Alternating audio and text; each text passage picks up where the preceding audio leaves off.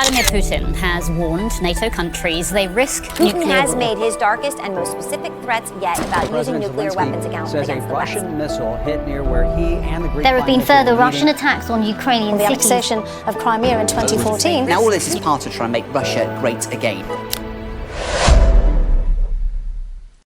Vladimir Putin, whose full name is Vladimir Vladimirovich Putin, was born on October 7, 1952, in Leningrad, now known as St. Petersburg, Russia.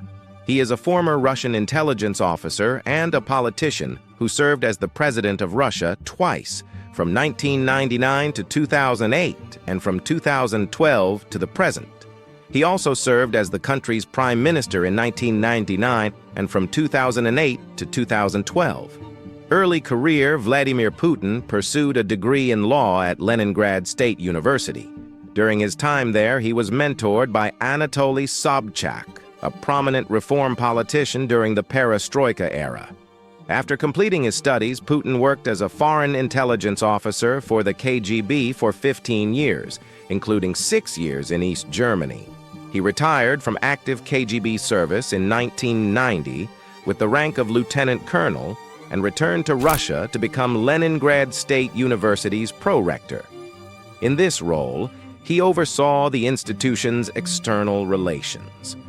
Putin then became an advisor to Sobchak, St. Petersburg's first democratically elected mayor. Thanks to his ability to get things done, Putin quickly gained Sobchak's trust and respect. By 1994, Putin had risen to the position of first deputy mayor. In 1996, Putin moved to Moscow and started working on the presidential staff as the deputy to Pavel Borodin, the Kremlin's chief administrator. Putin developed a close relationship with his fellow Leningrader Anatoly Shubais and gradually advanced to higher administrative positions. In July 1998, President Boris Yeltsin appointed Putin as the Federal Security Service, FSB director, the KGB's domestic successor. Shortly after, Putin was made the secretary of the influential Security Council. With Yeltsin searching for his successor, Putin was appointed prime minister in 1999. At that time, Putin was relatively unknown, but his public approval ratings rose significantly when he launched a well-organized military campaign against the secessionist rebels in Chechnya. After being worn out by Yeltsin's erratic behavior, the Russian public appreciated Putin's poise and decisiveness under pressure. Putin's support for a new electoral bloc, Unity, ensured its success in the parliamentary elections held in December. First and second terms as President of Russia. On December 31st, 1999, Boris Yeltsin resigned as the President of Russia and named Vladimir Putin his successor. Putin won the March 2000 elections with approximately 53% of the vote, promising to rebuild a weakened Russia.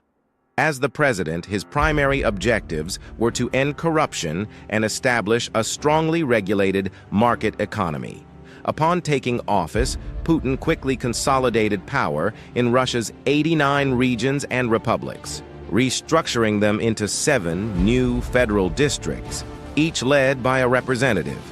He also took away the regional governor's ability to serve in the upper house of the Russian parliament, the Federation Council. Putin's main goal was to limit the influence of Russia's unpopular financiers and media tycoons, known as oligarchs, by shutting down several media outlets and initiating legal proceedings against prominent figures. Putin faced a significant challenge in the Chechnya region, where rebels launched terrorist attacks in Moscow and guerrilla assaults on Russian troops from the mountains.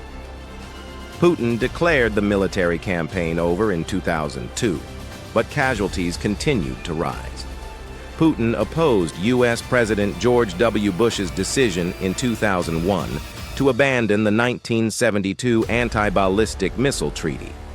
After the September 11th attacks, Putin pledged Russia's assistance and cooperation in the U.S.-led campaign against terrorists and their allies, offering the use of Russia's airspace for humanitarian deliveries and help in search and rescue operations. However, Putin joined German Chancellor Gerhard Schröder and French President Jacques Chirac, in 2002-03, to oppose U.S. and British plans to use force to oust Saddam Hussein's government in Iraq. After a prolonged recession in the 1990s, Putin oversaw a growing economy. He was re-elected in March 2004. The United Russia Party, led by Putin, won a significant majority of seats in the parliamentary elections of December 2007. Nonetheless, the election's fairness was questioned by international observers and the Communist Party of the Russian Federation. Despite this, Putin's power was confirmed. The Constitution mandated that Putin step down in 2008, so he chose Dmitry Medvedev as his successor. Putin as Prime Minister. In March 2008, Dmitry Medvedev won the presidential election by a large margin. Soon after taking office on May 7, 2008, he nominated Vladimir Putin as the country's prime minister. Putin had already announced that he had accepted the position of chairman of the United Russia Party. Although Medvedev became more assertive during his term, Putin was still seen as the leading power in the Kremlin. In September 2011, Medvedev announced that he and Putin would switch positions, pending a victory for United Russia at the polls. Putin faced surprisingly strong opposition in the presidential race due to widespread irregularities in the parliamentary elections in December 2011. Nonetheless, he was ultimately elected to a third term as Russia's president on March 4, 2012. After his inauguration, Putin resigned as United Russia chairman and nominated Medvedev as prime minister. Putin was inaugurated as president on May 7, 2012. The third presidential term of Vladimir Putin effectively quashed the protest movement in his first year after returning as Russia's president.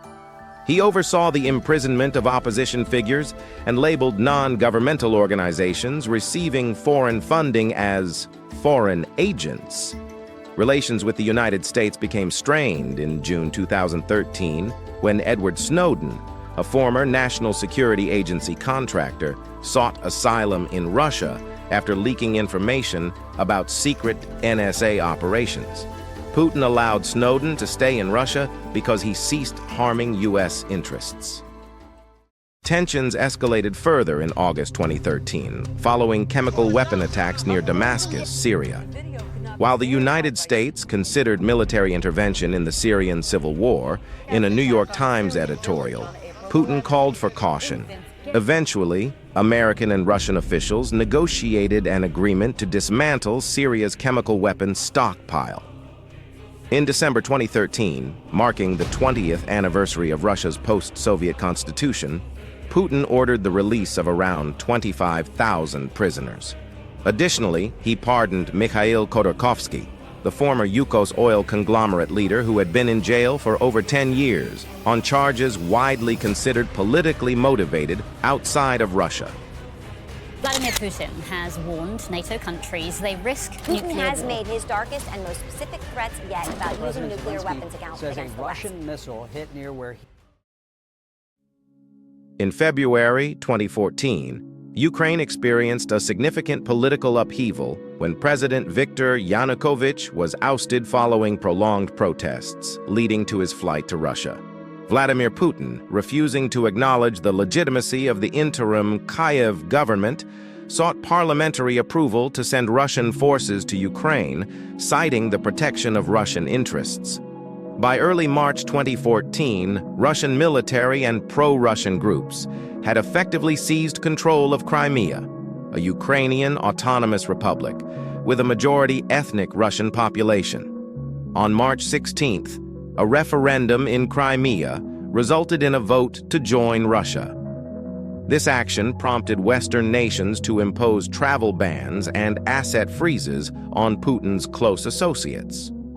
On March 18th, Putin declared that Crimea had always been a part of Russia and signed a treaty to incorporate the peninsula into the Russian Federation. Following the treaty's ratification by the Russian parliament, Putin enacted laws on March 21st, formally annexing Crimea, leading to further U.S. and EU sanctions against his political allies. The situation in southeastern Ukraine escalated in April 2014 when armed groups, equipped with Russian gear and unidentifiable occupied government buildings, ignited armed conflict with Kyiv. Putin referred to the area as Novorossiya, New Russia, a term from imperial times, and despite clear evidence of Russian involvement, he consistently denied any role in the conflict.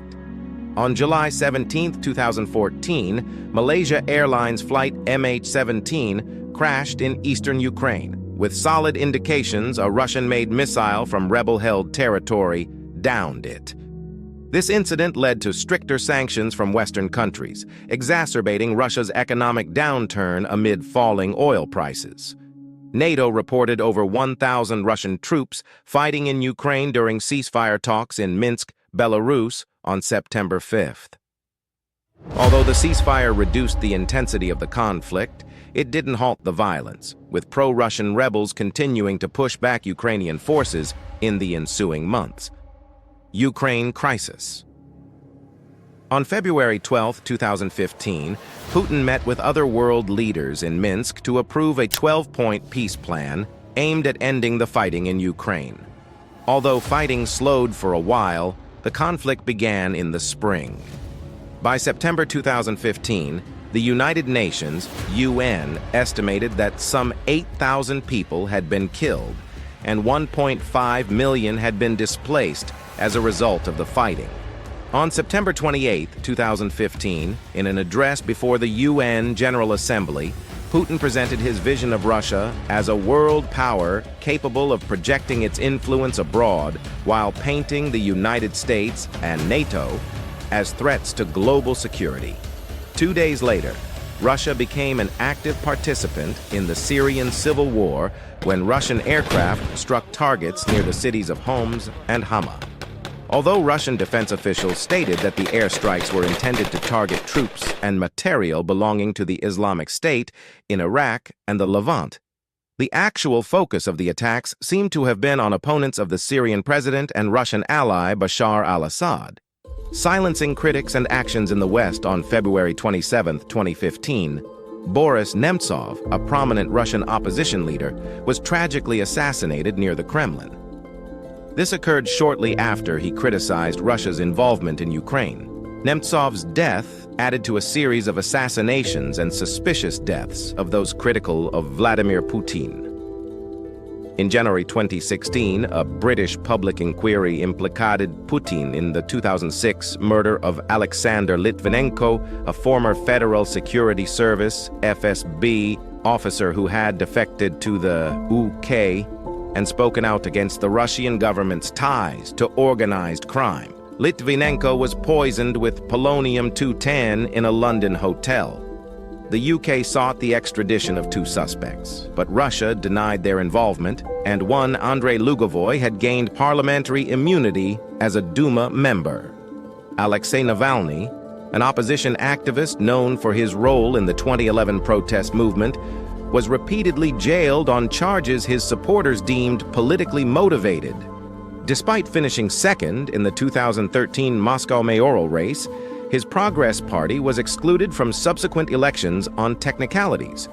The September 2016 legislative elections saw a low turnout of 47.8%, the weakest since the Soviet Union's collapse.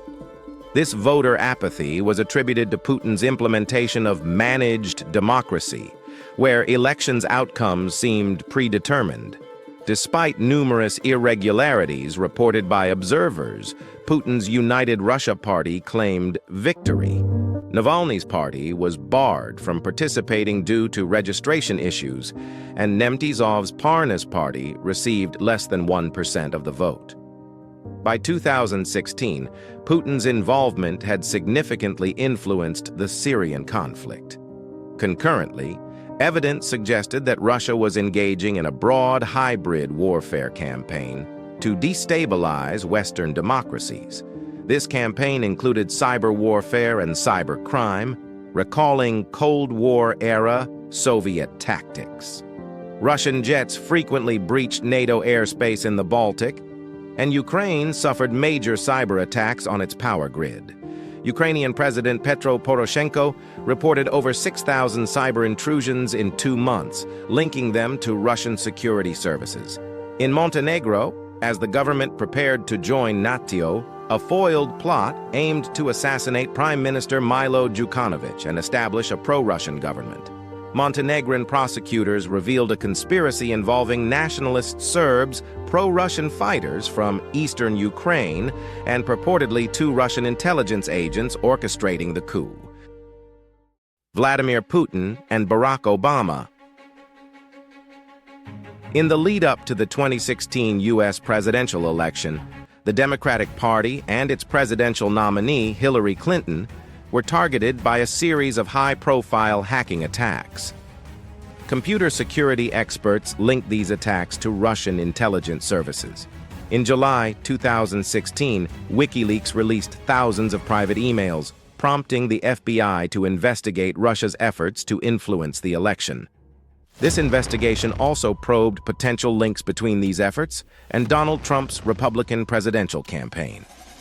Trump, who made light-hearted comments about Putin liking him and even invited Russia to find Clinton's missing emails, consistently downplayed the notion of Putin trying to tilt the election in his favor. Following Trump's unexpected victory in November 2016, focus intensified on the cyber attacks and the potential collusion between Trump's campaign and Russia. U.S. intelligence concluded that Putin had orchestrated a complex campaign to influence the election and erode trust in the American democratic process. In response, President Barack Obama imposed sanctions on Russian intelligence entities and expelled numerous Russian operatives. President-elect Trump remained skeptical of the U.S. intelligence community's findings despite this. After taking office in January 2017, further congressional investigations were launched to delve into the extent and nature of Russian interference in the election. Putin consistently denied any campaign to influence foreign elections. However, in May 2017, another cyber attack was attributed to Fancy Bear, a Russian government-linked group responsible for the Democratic Party hack.